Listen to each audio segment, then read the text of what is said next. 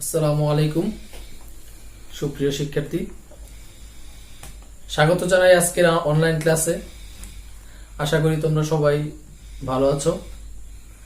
আজকে ষষ্ঠ এবং সপ্তম শ্রেণীদের জন্য তথ্য এবং উপাত্তের মধ্যে আলোচনা করব। আগে আমরা জেনে নেই তথ্য এবং উপাত্ত কি।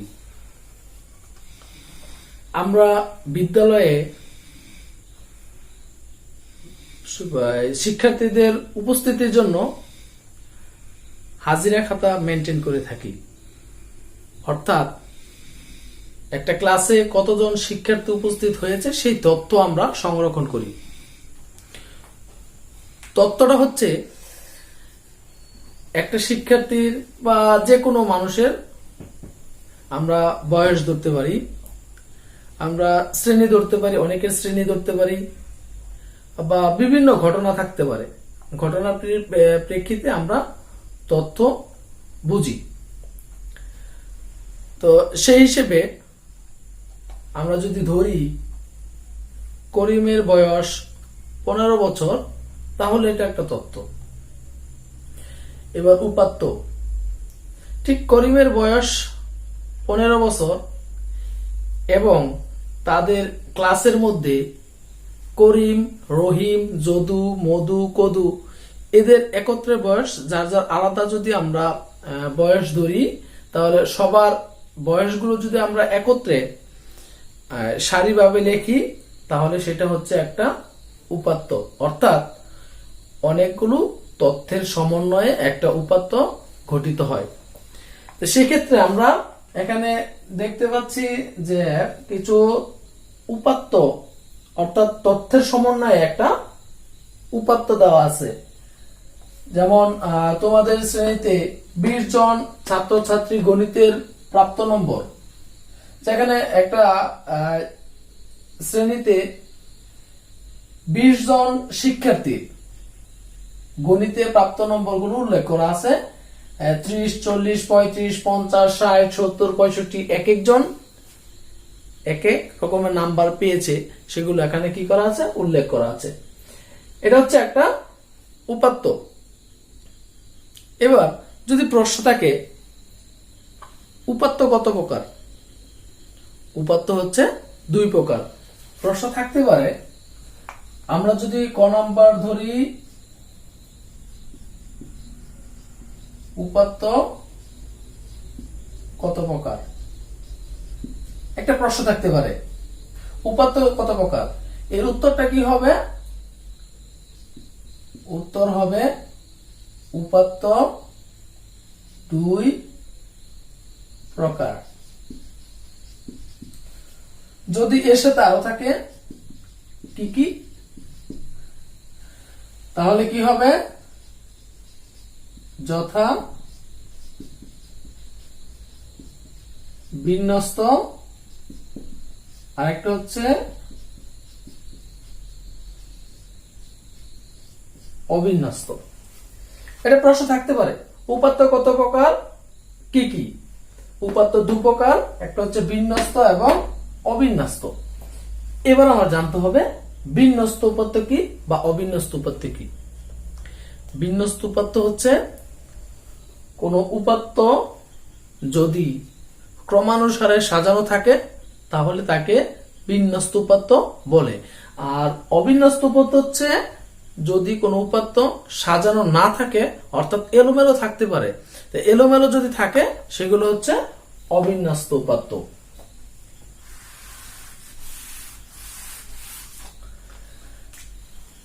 আমি 2 নম্বর প্রশ্নটা রাখতে পারি,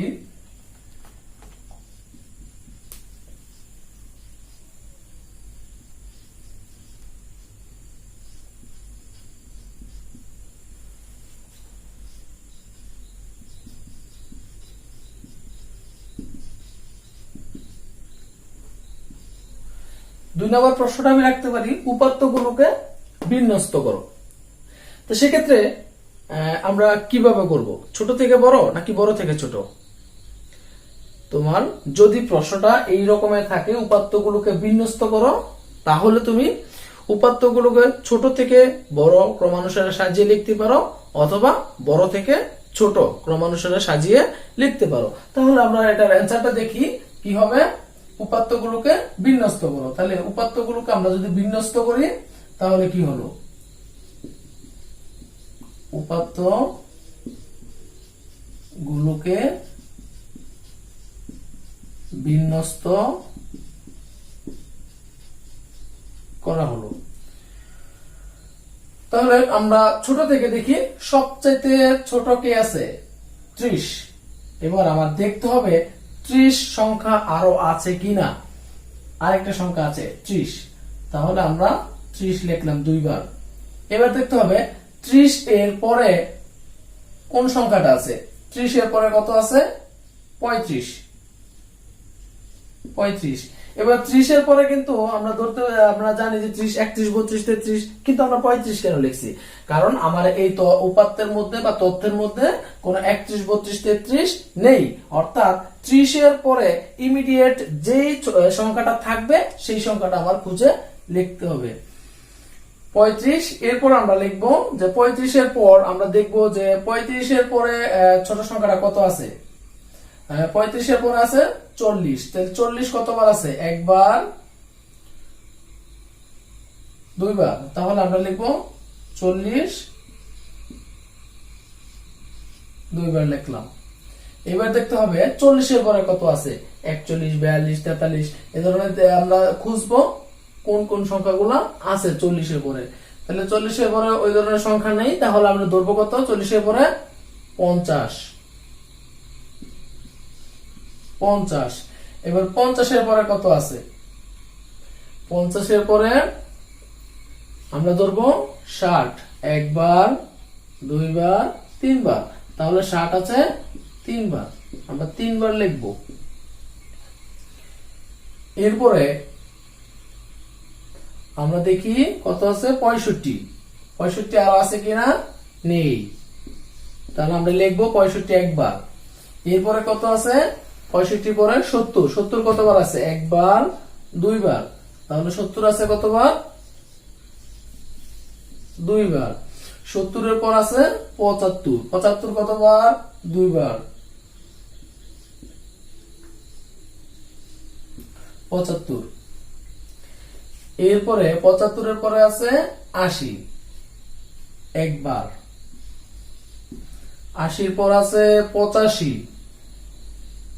একবার। এরপরে আছে 90, কতবার? দুইবার। তাহলে আমরা 90 দুইবার লিখবো। এরপর 95, সর্বশেষ সংখ্যাটা হচ্ছে 100। অর্থাৎ এখানে দেখতে হবে যে আমাদের কতজনের তথ্য দেওয়া ছিল? 20 জনের। আসলে 20 জনের তথ্যটা আমরা ক্রমানুসারে সাজিয়ে লিখেছি কিনা সেটা একবার একটু আমরা দেখব। 1, 2, 3, 4, 5, 6, 7, 8, 9, 10, 11, 12, 13, 14, 15, 16, 17, 18, 19, 20। তার মানে 20 জনের যে তথ্য দেওয়া আছে বা উপাত্ত দেওয়া আছে আমরা সেটা ক্রমানুসারে সাজিয়ে লিখলাম। আর সাজিয়ে লেখার নাম হচ্ছে বিন্যস্ত। এবার পরবর্তী প্রশ্নটা আমি রাখতে পারি,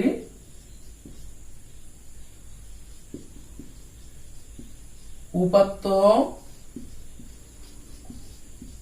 গুলোকে মানের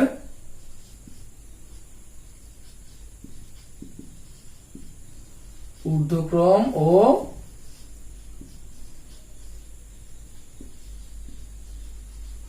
অর্ধক্রম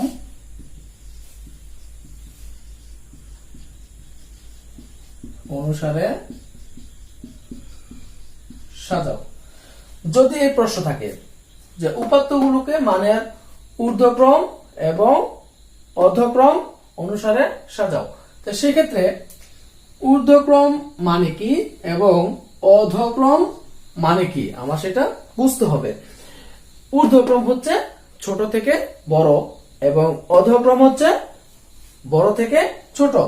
আমি যদি এই জায়গায় ধরি বা আরেকটু সহজ করার জন্য আমরা লিখতে পারি, এটা নোট হিসেবে তোমরা করে রাখতে পারো যে ঊর্ধ্বক্রম এর মানে হচ্ছে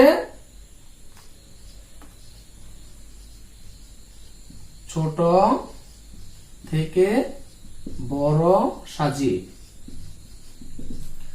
ঊর্ধ্বক্রম মানে কি ছোট থেকে বড় সাজিয়ে, এবং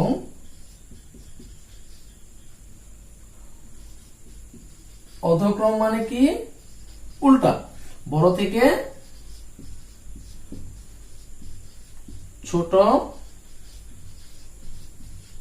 সাজিয়ে। তা আমরা এখন বুঝতে পেরেছি ঊর্ধ্বক্রম দিয়ে কি বোঝায়, অধক্রম দিয়ে কি বোঝায়। এবার আমরা সরাসরি উত্তরে চলে যাই। ঊর্ধ্বক্রম যখন থাকবে প্রশ্নে, তখন আমার উত্তরটা লিখতে হবে উপাত্তগুলোকে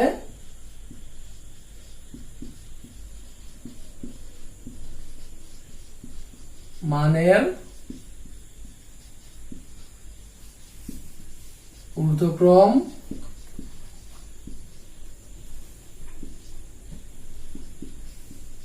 অনুসারে সাজিয়ে। তাহলে মানের ঊর্ধ্বক্রম অনুসারে সাজিয়ে অর্থাৎ ছোট থেকে বড় সাজিয়ে। দেখো আমরা কিন্তু এর আগের যেটা আমরা বিন্যস্ত করেছি সেটা ছোট থেকে বড় বিন্যস্ত করেছি, যার কারণে আমি ওই অংশ থেকে আমি এটা বোঝানোর চেষ্টা করছি। তাহলে উপাত্তগুলোকে মানের ঊর্ধ্বক্রম অনুসারে সাজাও। তাহলে দেখো লক্ষ্য করে যে যেহেতু আমি ঊর্ধ্বক্রম মানে বলেছি কি ছোট থেকে বড়, তাহলে আমরা যদি দেখি তাহলে এখানে যে উপাত্তগুলো দেওয়া আছে সবগুলো কি করা আছে, ছোট থেকে বড় ক্রমানুসারে সাজানো আছে। এবার 2 নম্বরটা যদি পরবর্তীতে আমরা যদি ধরি যে অধক্রম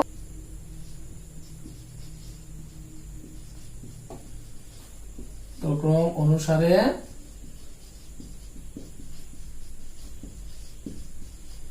সাজিয়ে।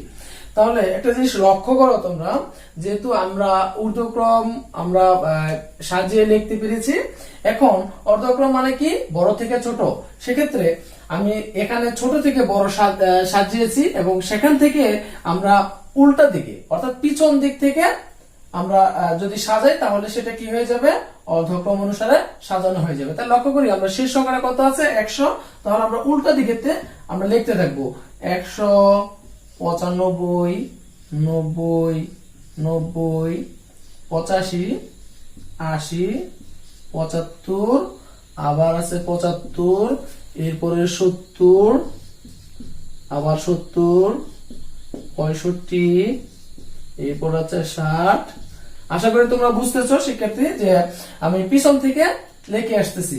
তারপর আছে আবার 60, আবার 60, 50, 40, 40, 35, 30 এবং 30।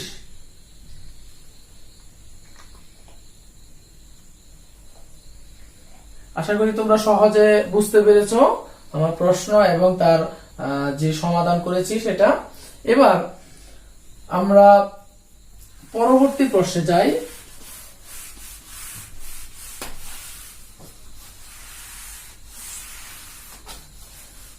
পরবর্তী প্রশ্ন হচ্ছে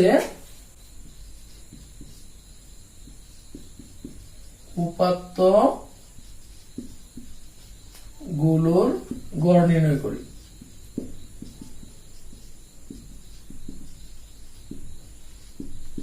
তোমরা নিশ্চয়ই উপাত্তগুলোর গড় পূর্বের শ্রেণীতে কিভাবে করতে হয় সেটার একটু ধারণা আছে। উপাত্তগুলোর গড় নির্ণয় করতে গেলে শুরুতে আমাদের কি করতে হবে, শুরুতে আমাদের করতে হবে যে উপাত্তগুলো দেওয়া আছে সেই উপাত্তগুলোর সমষ্টি বের করতে হবে। অর্থাৎ শুরুতে লিখতে হবে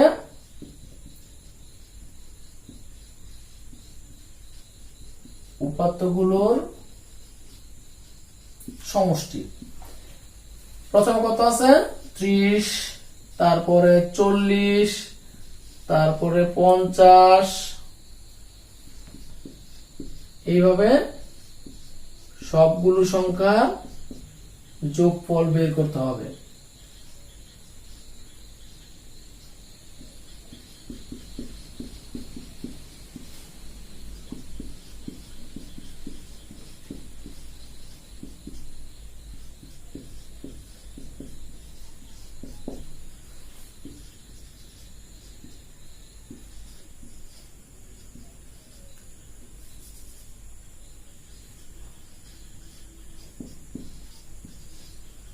তাহলে এখানে সমষ্টি কত আসে সেটা কি করতে হবে, তোমরা ক্যালকুলেটরের মাধ্যমে সেটা কি করবে, বের করবে যোগ করে।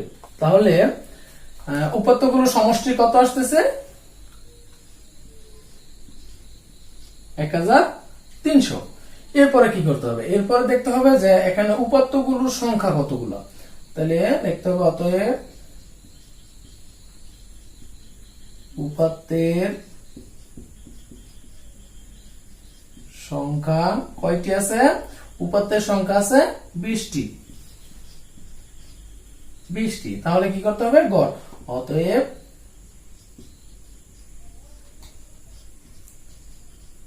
নির্ণয় গড় উপাত্তগুলোর সমষ্টিকে আমরা উপাত্তের সংখ্যা দিয়ে কি করব, ভাগ দিব। ভাগ দিলে কত আসে, 65। তাহলে উত্তর কত, উত্তর হচ্ছে 65। তাহলে আমরা গড় নির্ণয় ঠিক এইভাবেই আমরা শেষ করব। এবার পরবর্তীতে আমরা দেখব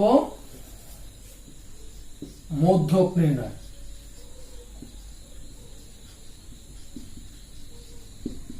মধ্যক নির্ণয় করো। মধ্যক নির্ণয় করতে গেলে আমাদের দুটো সূত্রের প্রয়োগ করতে হবে, আর সেই সূত্র প্রয়োগ নির্ভর করবে আমার উপাত্তের উপরে এবং উপাত্ত কতগুলো দেওয়া আছে। যদি উপাত্তের সংখ্যা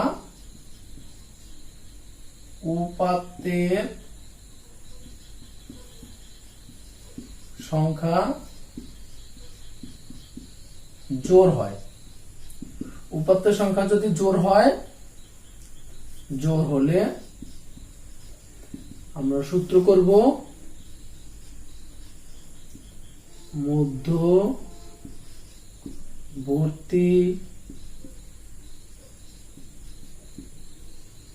সংখ্যাদ্বয়ের যোগফল বা 2 এবং উপাত্তের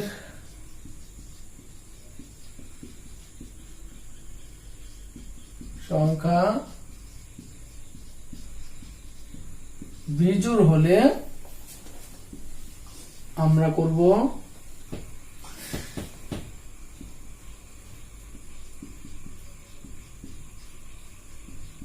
উপাত্তের সংখ্যা যোগ 1 তমপদ। অর্থাৎ আমাদের কি করতে হবে, এই দুটো সূত্র প্রয়োগ করতে হবে এবং সূত্র দুটো আমরা প্রয়োগ করব আমাদের উপাত্তের উপর নির্ভর করে।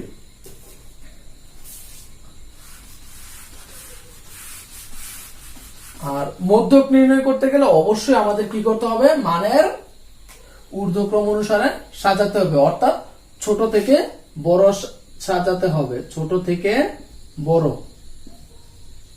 তাহলে আমি আগে ছোট থেকে বড় সাজিয়ে নিলাম। এবার মধ্যক নির্ণয় করি। মধ্যক নির্ণয় করতে গেলে এবার দেখতে হবে আমার এখানে কতগুলো সংখ্যা আছে। প্রদত্ত উপাত্তে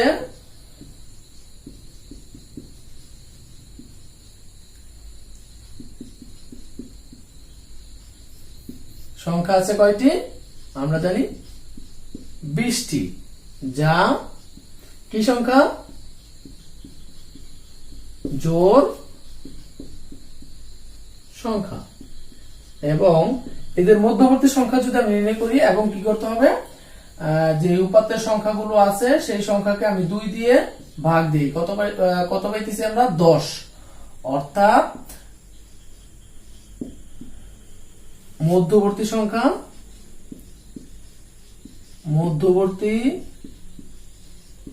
সংখ্যা হবে 10 ও 11। এবার আমরা সূত্র প্রয়োগ করি। অতএব মধ্যক, আমরা জানি যে উপাত্তের সংখ্যা জোড় থাকলে আমাদের সূত্র হবে মধ্যবর্তী সংখ্যাদ্বয়ের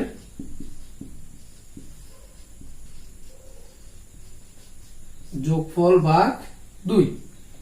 তাহলে মধ্যবর্তী সংখ্যা দুটো কত আছে? 10 এবং 11। 10 ও 11তম পদের যোগফল ভাগ 2।